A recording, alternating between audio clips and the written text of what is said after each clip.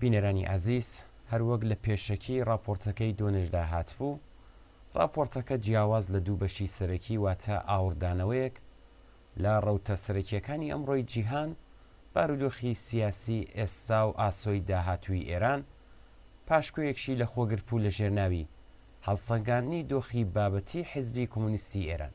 پاشکۆکە بە پێشەکیەک دەست بە دەکات کە لە بەرنامەی دوێنەی یەکشەمبەدا گوێبیستی بوون.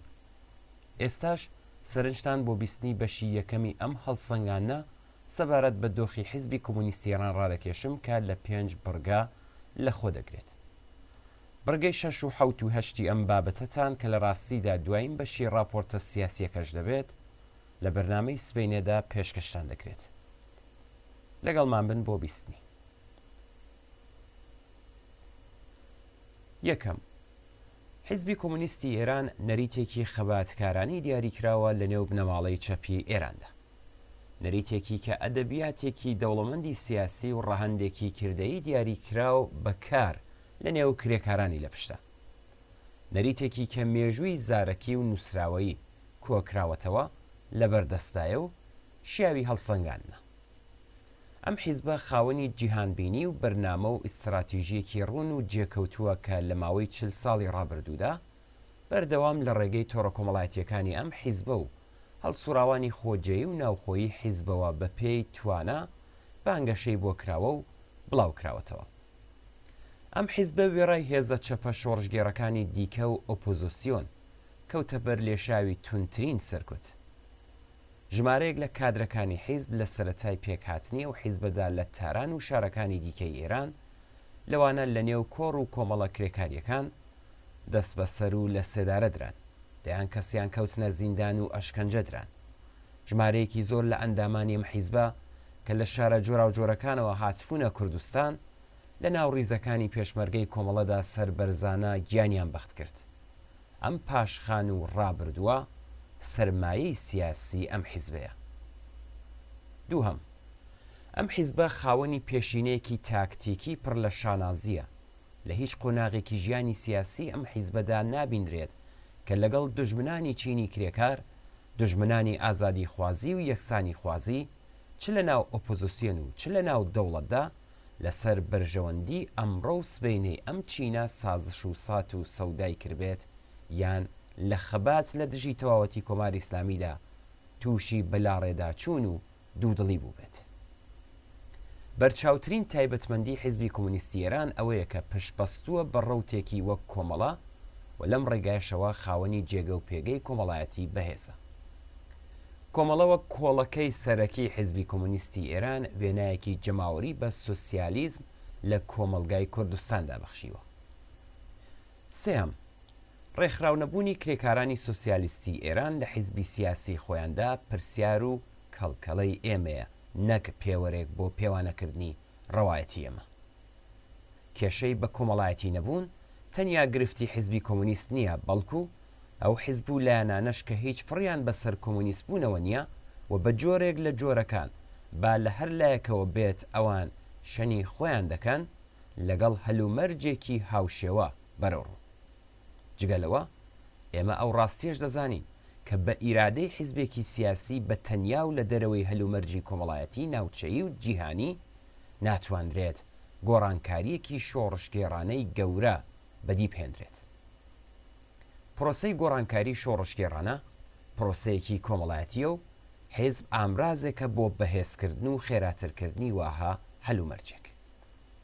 ئەمڕۆ هیچ حیزب و ڕێکخراوێک لە ئێراندا ناتوانێت ئیدعای ئەوە بکات کە حیزبی چینی کرێکاری ئێرانە، بەڵام ئەو ئومێدەواریەش کە بزوتنەوەی سۆسیالیستی لەسەر بەستێنی گۆڕانکاری و پێشهاتەکانی داهاتووی ئێران لەم بابەتەوە بە بەراورد لەگەڵ سەردەمی شۆڕشگێڕانەی 1357 جێگە و پێگەیەکی لەبارتر بەدەستدەهێنێت، ڕیشەیەکی واقعی هەیە و بەکارکردن لە چوارچێوەی حیزبی کۆمونیستی ئێراندا دەمانەوێت ڕۆڵی شایستەی خۆمان لە پێکهێنانی ئالتەرناتیڤێکی سۆسیالیستی و کرێکاری لە ئێراندا بگێڕین.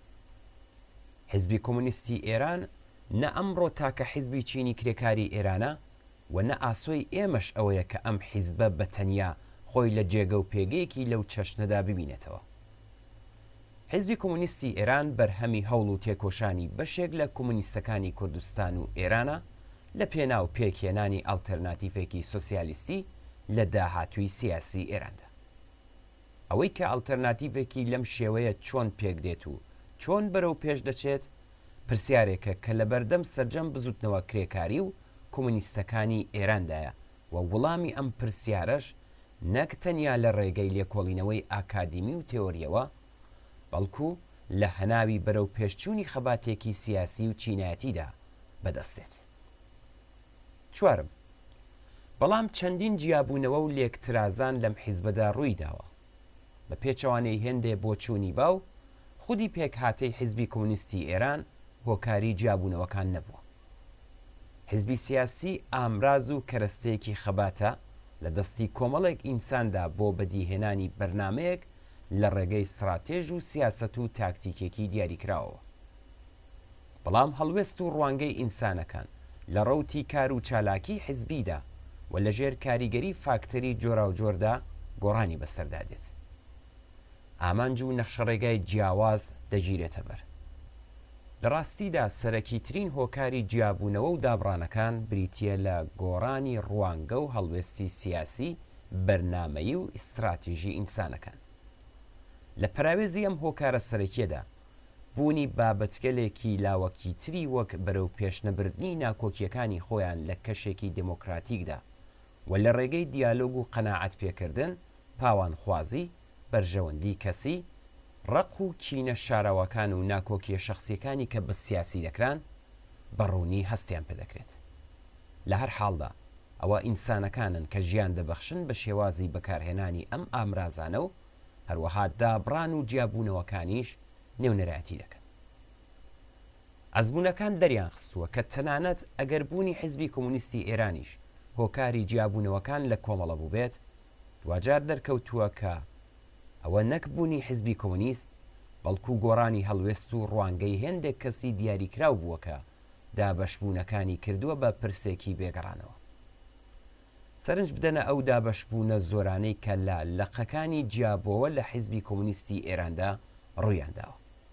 تەنانەت چالاکی بەناو کۆمەڵەشەوە نەیتوانیوە ئەوان لە بەرامبەر چەندین جیابوونەوە و لێکترازاندا گەڕانتی بکات.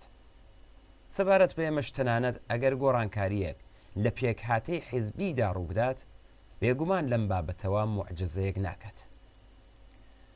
سەبارەت بە ڕوانگە و ناکۆکیە سیاسیەکان، مێژووی چالاکیەکانی کۆمەڵە و حیزبی کۆمونیستی ئێران هەر لە سەرەتای دامەزراندنیانەوە تا ئێستا نیشان دەدات کە بوونی بیر و بۆچوونی جیاواز سەبارەت بە پرسە جۆرە و جۆرە سیاسی و کۆمەڵایەتیەکان لەسەر بنەمای بیر و ڕای جیاواز و کردداری یەکگرتووانە بەردەوام بەشێکی دانەبڕاو بووە لە بوونی ئەم حیزبە.